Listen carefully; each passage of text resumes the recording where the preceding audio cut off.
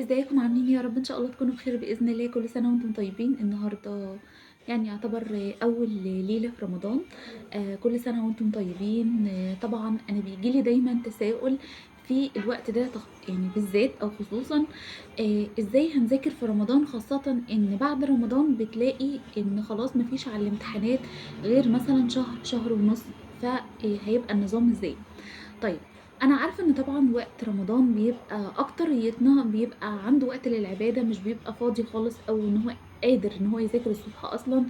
فما فيش مشكلة خالص، أنت ممكن، أنا نصايحي يعني إن أنت ممكن تقضّي اليوم عادي وتفطر لو هتنام ساعتين أو 3 وتذاكر مثلًا من الوقت من اللي هو 11 مثلًا لحد الفجر، ده أنسب وقت. طيب بالنسبة لمروح الكلية، في ناس بتروح في ناس ما بتروحش، ممكن تكتفي مثلا بيوم في الأسبوع، ممكن تكتفي بيومين، على حسب انت بالنسبة لك بتسافر ما بتسافرش، يعني دي نظمها زي ما انت عايز. ولكن المفروض ان احنا نحافظ على ساعة يوميا او ساعتين بالكتير، لازم تواظب عليها، لان يعني رمضان 30 يوم. فلو أنت ما عملتش كده هتلاقي الوقت عدّى منّك، تمام؟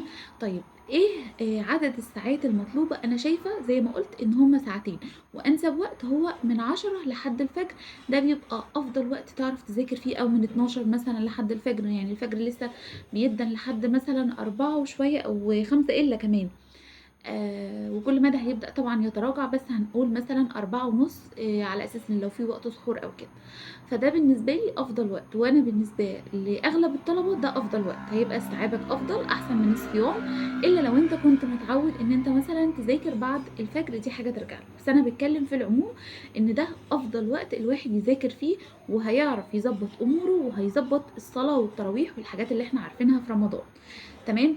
طيب، الكمية اللي أنت تقدر تذاكرها، أنا شايفة إن طبعًا الكتب نزلت، أغلب الجامعات، أنت محتاج دلوقتي قدّامك على الامتحان شهر 3 و4 و نقدر نقول 3 أسابيع من 5، تمام؟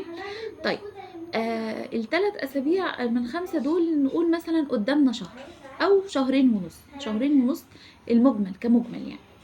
طيب، إحنا محتاجين إن إحنا نذاكر كل يوم حوالي، لو من المذكرات مثلًا 5 صفحات، لو من الكتاب هناخد 50 صفحة عشان تقدر تلحق تذاكر وتراجع، تمام؟ ده بالنسبة لكمية المذاكرة. طيب أنا ممكن أقلل عدد الساعات، أو ممكن تقلل عدد الساعات وليكن مثلًا ساعة يوميًا، بس لازم كل يوم، تعبان مش تعبان، رُحت الجامعة ما رُحتش، أيًا كان الوضع إيه، لازم إن أنت تذاكر ساعة يوميًا، تمام؟